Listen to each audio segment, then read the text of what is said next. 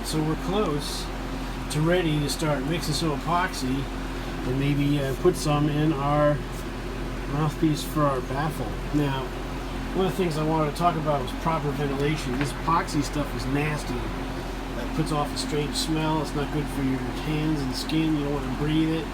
So I got some fans going here. I got a little window fan. This one works on one or the other. As you can see, or both. That's both right there. That pushes air towards you.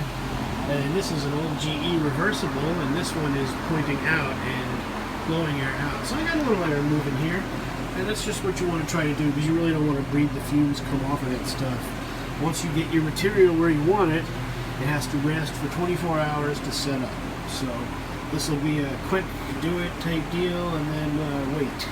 Hurry up and wait. So that's what we'll be doing. So stay tuned for more. Alright, we're rolling. I don't know how much of this you're going to hear, because I got some fans going for exhaust because of the fumes of the epoxy. It's a safety thing, but it makes it harder to film, which you can imagine.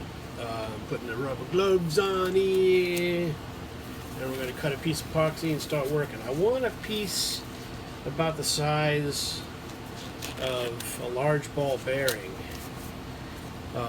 to then put into here and sort of spread out and smooth out. I don't want to add a lot of material, but I want to fill up that divot right there. So we're going to see how we do. First thing is we got to cut and mix the epoxy. So let's do that. I realize I don't have a lot of tools to use to shape the epoxy. I'm going to use this little screwdriver. I've got a large cotter pin, which has got a round side, and I've got half of a Q-tip. Hopefully those things will help me roughly shape the epoxy before we go ahead and do our thing with it when we file it down later once it's dried. Let's see if this will come out. And there we go. And so this stuff just hangs out until you use the next piece of it. It doesn't activate until you mix it all together. So we're going to cut a little piece. We're probably going to end up taking more than we need. That's okay. Okay. We'll wrap that back up, put it away. Okay, epoxy's away. And then we just start mixing it up.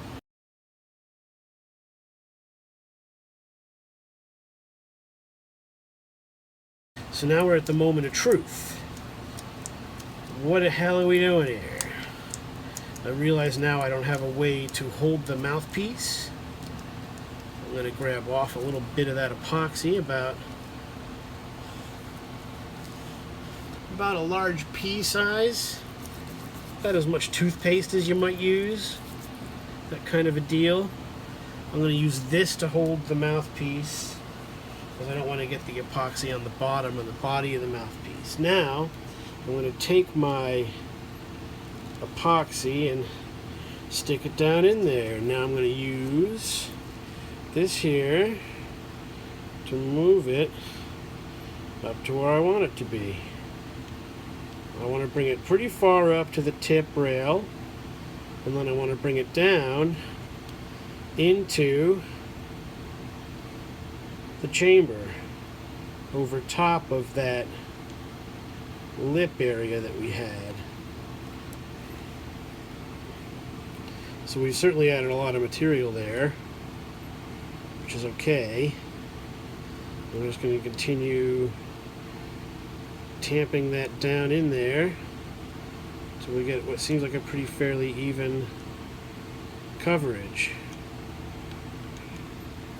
Okay, now I'm going to take my little roller here that I created and see if that... I don't like it. Right away I don't like it. It's sticking in the rubber gloves. It's not working. Alright.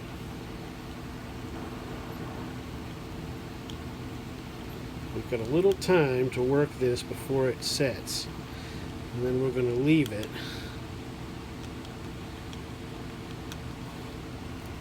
just like that. So you can see I put some material in there.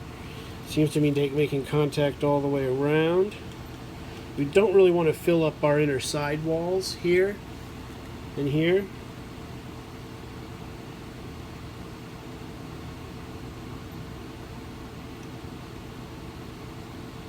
All right.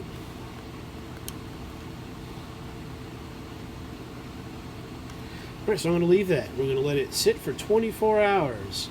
Tomorrow when we come back, we'll be ready to, that looks pretty uneven, see that?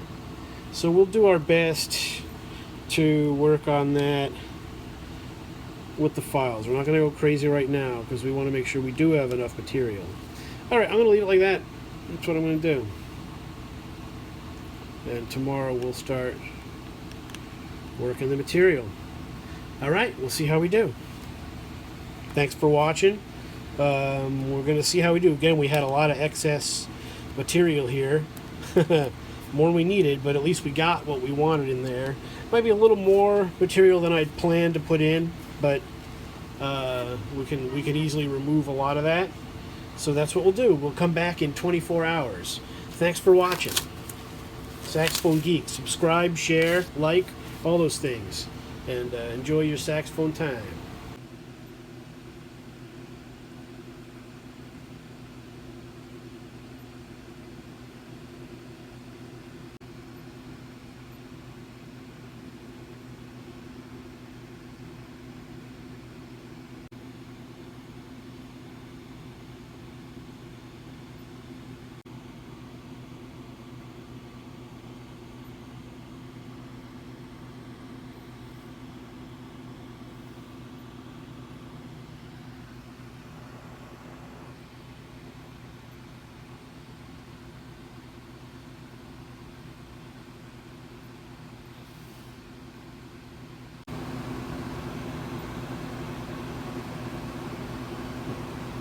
Alright, as you can see, the material's almost a little proud of the tip there.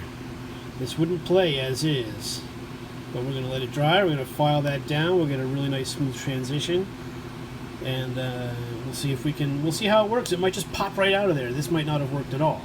So we're going to figure that out. But thanks for watching. We'll be back once this is totally dry.